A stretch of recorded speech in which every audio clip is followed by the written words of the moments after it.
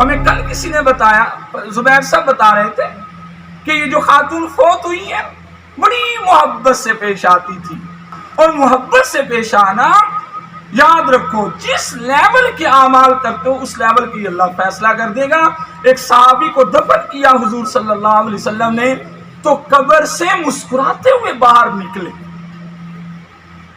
صحابہ نے عرض کیا اللہ کے رسول یہ تو مسکرانے والا موقع نہیں ہے۔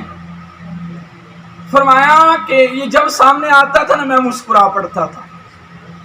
وہ بات ہی ایسی کرتے تھے، ہوتے ہیں نا بعض لوگ آتے ہیں تو وہ بات آتے ہی ایسی کر دیتے ہیں کہ غم دور ہو جاتے ہیں۔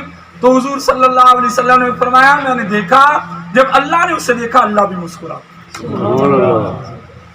مجھے پتا چل گیا کہ اللہ نے اس کی مسکراہٹ کو قبول کر لیا ہے۔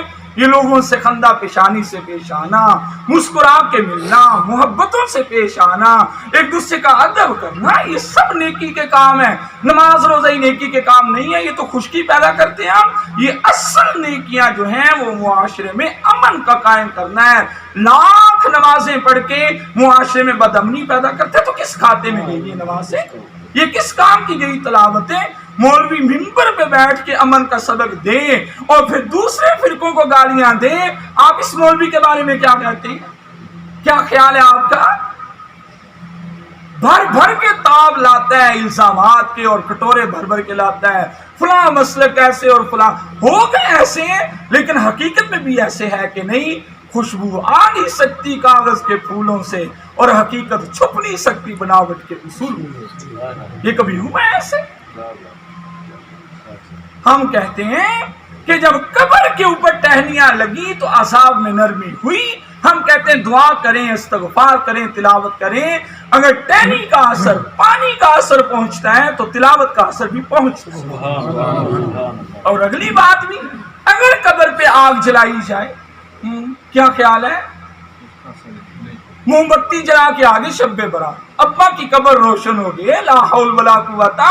قبر پہ آگ جلانا تینوں مسالک منع کرتے ہیں۔ احمد رضا خان صاحب بھی منع کرتے ہیں، ہمارے علماء تو بہت سختی کرتے ہیں اور اہل حدیث اس سے بھی زیادہ سختی کرتے ہیں۔ حتیٰ کہ ایک صحابی نے رات کو جب ان کی وفات ہونے لگی فرمایا اگر رات کو جنازہ اٹھاؤ نا، آگ نہ میری قبر کے ساتھ روشنی کے لیے لے کے جانا، اسے قبرستان سے باہر ہی رکھے۔ فقہا نے لکھا ہے اگر قبر اندر سے نہ ٹھہری، گر پڑتی ہے ریت ہے تو آگ سے پکی ہوئی چیز قبر کے اندر لگانا جائز نہیں ہے۔ بلاک لگا دیں، مٹی کی بنی ہوئی اینٹیں لگا دیں، لکڑ لگا دیں، لیکن سریا، لوہا یا آگ سے پکی ہوئی اینٹیں یہ قبر کے اندر بھی لگانا جائز نہیں ہے، اس لیے کہ آگ کی نسبت قبر میں نہ جائے، اللہ کی رحمت کی کوئی نسبت قبر میں جانی چاہیے۔ حضرت سعد ابن عبادہ کی جو روایت ہم عرض کر رہے تھے اس کو پورا کر دیں پھر بات ختم کر دیتے ہیں۔ حضرت سعد ابن عبادہ رضی اللہ عنہ حاضر ہوئے اور عرض کی اللہ کے رسول میری ماں دنیا سے چلی گئی، میری بڑی محبت تھی، بڑا تعلق، اور سعد ابن عبادہ 3 کاموں میں کمال کی مہارت رکھتے تھے۔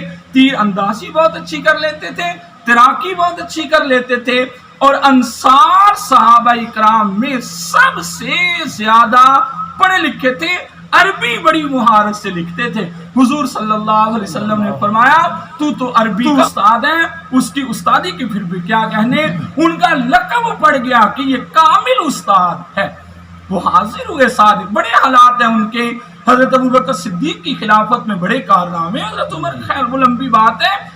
عرض کیا میری ماں دنیا سے چلی، میں چاہتا ہوں کہ نیکی کروں جس نیکی کا اثر اللہ ان کی قبر اور جنت تک پہنچے، بس یہ کام کر لیں۔ آج کی اس پوری بحث میں سے ایک کام آپ کر لیں تو بڑی بات ہے۔ یہ حدیث میں آئی ہے اور حضرت امام بخاری رحمۃ اللہ علیہ نے اس حدیث کو نقل فرمایا ہے۔ آپ نے فرمایا کنواں کھودو، کیا کرو؟ کنواں کھودو، پانی، اور سعد کی والدہ کے نام پر اس کنویں کا نام رکھا گیا۔ 2 باتیں ثابت ہو گئیں، ایک کو تو خیر بعد میں اٹھا رکھتے ہیں، اس سے پتہ چلتا ہے کہ چیزوں کی نشاندہی کے لیے کسی بندے کی طرف نسبت کر کے اس چیز کی وضاحت کرنا یہ جائز. پنکھا لگوایا مسجد میں، کسی نے لکھ دیا فلاں نے لگوایا اس نیت کے ساتھ کہ دوسروں کو بھی ترغیب ملے، دکھاوا نہ ہو، تو درست ہے. کولر پانی کا لگوایا اور اوپر لکھ دیا عطیہ ان کی طرف سے. یہ کس لیے؟ کہ جب کوئی آدمی پانی پیے گا تو خیال گزرے گا نا، اس نے لگوایا ہے. اور اگر حالت پیاس میں شدید پیاس لگی اور پانی نہ ملے اور اس کولر پہ نظر پڑے تو آدمی پی کے کہتا ہے اللہ اس کی قبر کو ٹھنڈا کر دے. کیا کمال کیا اس نے، یہاں پہ پانی کا بندوبست کر کے پرندوں کو پانی، جانوروں کو پانی، انسانوں کو پانی مل گیا. جب وہ کنواں کھدوا کے واپس آ رہے تھے تو حضرت سعد ابن عبادہ رضی اللہ عنہ سے کہا اللہ کی قسم تیرے اس کنویں کی وجہ سے تیری والدہ کو اللہ نے جنت کے چشمے سے سراب کیا. یہ سال ثوابی اور کیا